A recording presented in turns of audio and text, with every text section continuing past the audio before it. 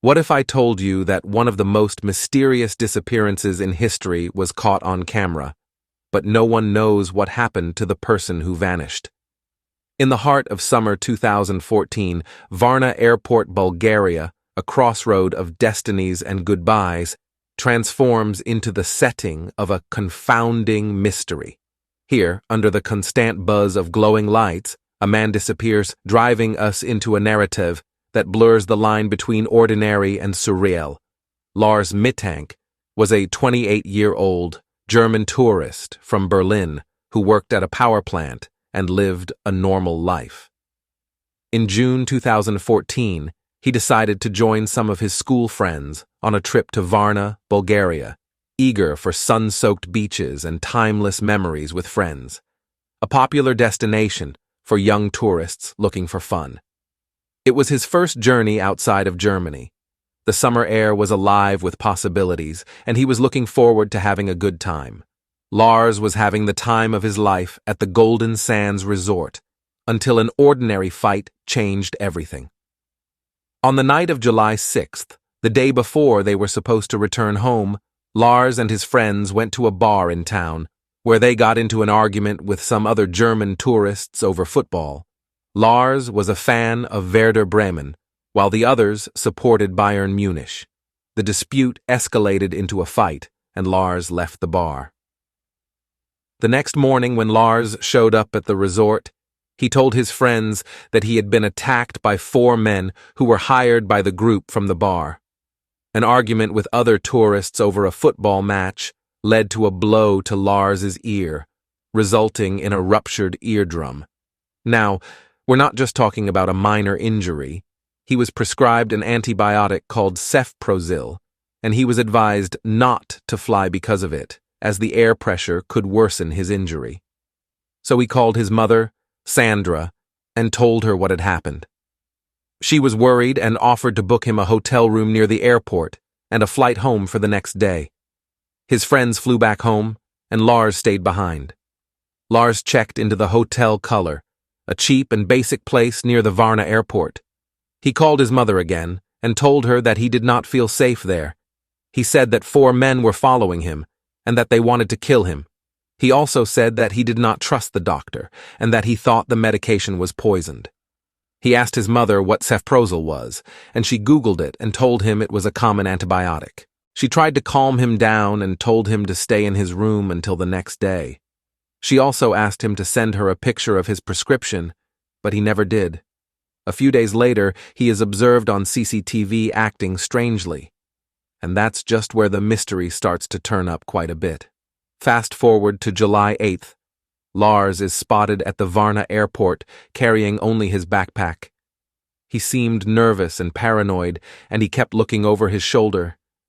He went to see a doctor at the airport to get a medical certificate that would allow him to fly. He entered the doctor's office, yet he bolts out without explanation, leaving his belongings behind. What spooked him so bad he'd run like a hunted animal? According to the doctor, a man in a construction worker's uniform entered the office, and Lars suddenly freaked out. He muttered something like, "I don't want to die here," and ran out of the office, leaving his backpack behind. Our story plunges into the unknown as Lars sprints out of the airport without his passport, without his bags, just him and the clothes on his back. He dashes into the forest, never to be seen again, vanished into thin air. But how? Why? What happened to Lars Mittank? This bizarre scene was captured by the airport's CCTV cameras, and the footage soon went viral on the internet. People were fascinated and horrified by Lars's behavior and wondered what could have caused him to act so irrationally. Was he suffering from a mental breakdown, a drug-induced psychosis, or a brain injury? Was he really being followed, or was he just paranoid? And most importantly, run from what? That's the heart-stopping question. Without a trace, he dashes away, leaving behind his earthly possessions as if chased by unseen demons. The surrounding woods swallow him whole, a man erased from existence, leaving a void filled with haunting questions. The search for Lars Mittank was launched immediately, but it yielded no results. The police, the airport staff, the hotel staff, the doctor, and the construction worker were all questioned, but none of them had any useful information. The construction worker said he did not know Lars, and that he was just there to check the air conditioning. The backpack that Lars left behind contained his wallet, his passport, his phone, and his medication, but nothing else. There was no sign of foul play, no evidence of a struggle, no clues to his whereabouts. Laura's mother, Sandra, flew to Bulgaria to look for her son. She hired a private investigator and distributed flyers with his picture. She contacted the German embassy, the local media, and the online community. She received hundreds of tips and sightings, but none of them led to Lars. She even received a phone call from a woman who claimed to have Lars in her car, but it turned out to be a hoax. Sandra was devastated and refused to give up hope. She still believes that Lars is alive and that he will come back to her someday. In a world where every step we take is tracked and traced, how does someone simply vanish? And that's where you come in, detective viewers. What's your take? Hit us with your theories in the comments down below.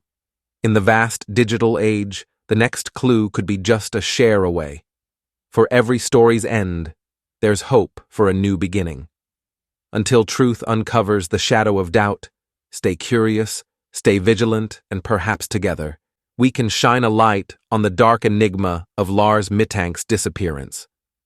The story of Lars Mittank is yet to have an ending, but with each passing day, hope persists that truth will surface, like a message in a bottle on distant shores.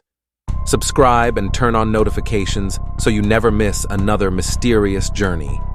Until next time, keep pondering the unsolved and the strange.